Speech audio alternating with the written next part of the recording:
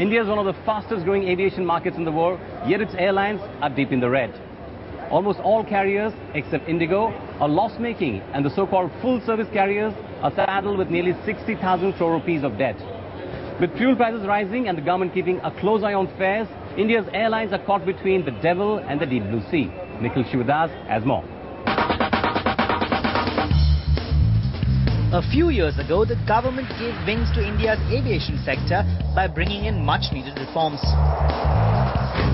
Soon, the Indian skies were busy with a number of private full-service and low-cost carriers who expanded their fleet aggressively to meet the country's growing demand. But all that came to a grinding halt last year. According to CAPA, Indian carriers will together lose $2.5 billion or 12,600 crore rupees in the 12 months ending March 2012. That's nearly 25% of the industry's total revenues of about $10 billion or 52,000 crore rupees. The question is, when you do a 17-18% demand and still make $2.5 billion losses, then you need to basically look within and say that is it better for me to do 18% growth, not aim for a 20% growth as an industry, but yet make money. According to the Federation of Indian Airlines, fuel accounts for close to 40% of the total operating costs for airlines in India, and the estimated annual fuel bill for the industry is more than 20,000 crore rupees annually. That's because ATF prices rose 50% last year. This, coupled with a 17% depreciation in the rupee, has had a devastating impact on the balance sheet of most carriers. The international price of crude has gone up by about 40-45%. It's now at about $110 a barrel. And the other thing is that the rupee has slid so much. The combination of a weak rupee and a high crude price has increased our operating costs quite a lot. Airlines could have offset these costs with higher ticket prices or other options like the direct import of ATF. Doing so saves them the cost of sales tax. The government is considering the industry's request for direct import of ATF, but the scope for raising fares is limited because the competition in the industry is stiff. Besides which, the aviation regulator DGCA frowns upon fare hikes. At present, airlines cannot pass on rise in cost to consumers beyond a predetermined point. This also means that Indian carriers cannot charge higher fares during peak season to counter losses during leaner months. That's not all. Differential pricing or charging a premium for exit row seats and for additional check-in luggage is not permitted. All this limits an airline's scope to make extra bucks. You could look at some incentivization of prices so that you could get extra people flying. But most of the trade that happens to an airline is between 2 to 3 days of the departure of the flight. And it is during that time they are unable to increase their prices. So I am not very sure with this cost environment and the overall approach to pricing being still negative from most of these carriers because of competition and other issues. Any form of pricing which doesn't reflect cost would not help. From pricing wars to a capital crunch, it's well known that aviation is a business that requires deep pockets. India's airline promoters are hardly large enough to absorb the losses in a business that takes years to turn around. So far, they have been borrowing from banks and financial institutions. For instance, Air India has a total debt of nearly 45,000 crore rupees. Jet Airways has a debt of nearly 13,000 crore rupees, while Kingfisher Airlines is still struggling with a 7,000 crore rupee debt. With interest rates rising rapidly last year, the cost of capital has become painfully high. The only way out of this debt trap is raising fresh equity, and that's where FDI comes in.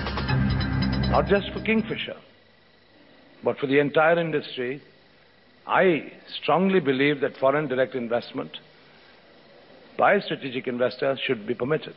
Sectors like telecom and others, which were previously thought to be security-sensitive sectors, if in those sectors FDI could be allowed up to 74%, why could it not be done in aviation? It makes a lot of sense giving access to capital, to expertise, and opening the potential for the sort of joint ventures with overseas airlines that can offer far more choice of destination and service to Indian consumers.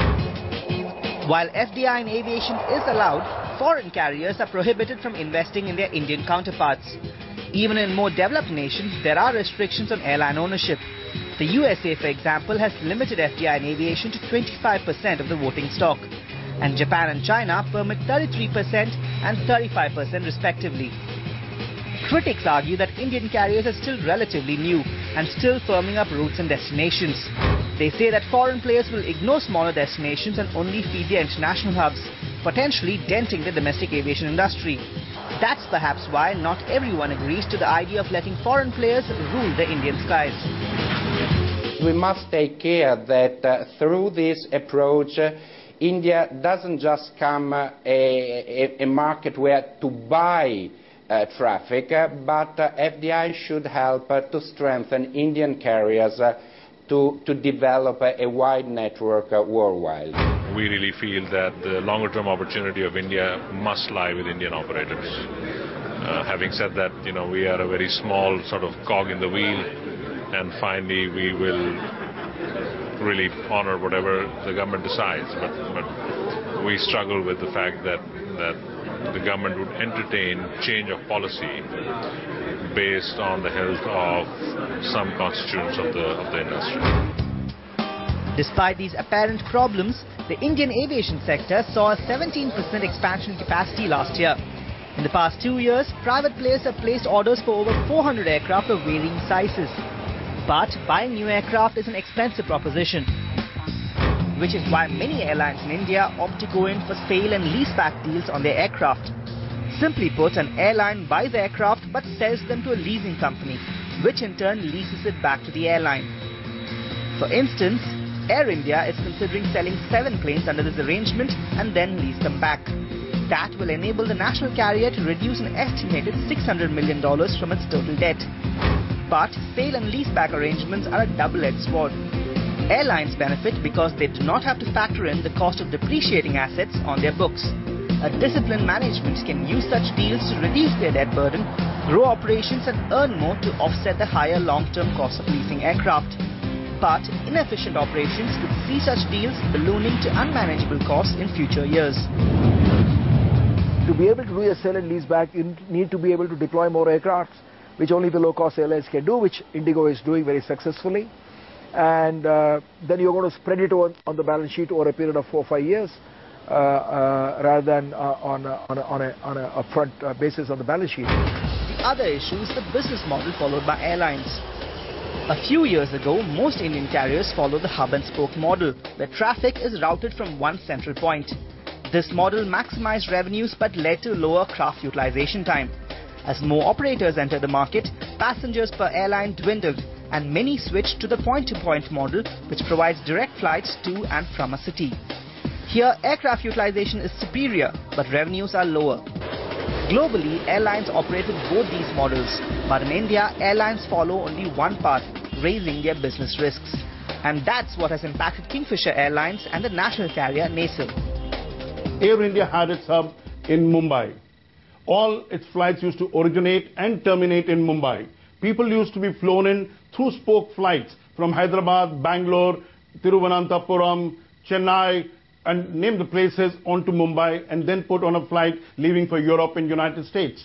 But if a rival airline is offering direct services, a passenger based in Hyderabad, Bangalore, Chennai, or for any other city would naturally prefer a flight from his city to his destination rather than come to Mumbai, which is a hub, and then go onward to his final destination.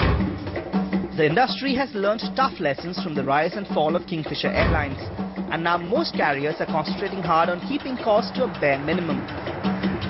Indigo's objective, keep your costs cut to the bone, which allow you to provide great fares, which in turn allow you to bring a lot of customers on board, fill your planes up, and just move on. 90% of the domestic capacity in 5 years' time, if not shorter, will be in the low-cost medium. But regulator DGCA is of the view that this fixation with lower costs may have led to airlines flouting safety standards. If the Kingfisher people were called today, we also called in the Air India Express people. But before that, we had called in the other airlines also, individually. Spice was called in, Indigo was called in, all of them were called in. This process has been going on. So what can be done to improve the sector's plight? Well, as they say, charity begins at home. So aviation companies will first need to look inwards, restructure their operation and cut costs. But that alone might not be nearly enough to pull the sector out of this crisis. Enter aviation reforms.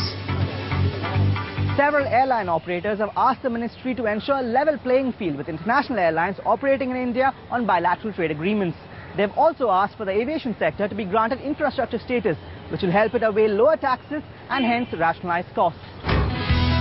If that happens and carriers can raise funds via FDI, the Indian aviation sector could well take wing once again.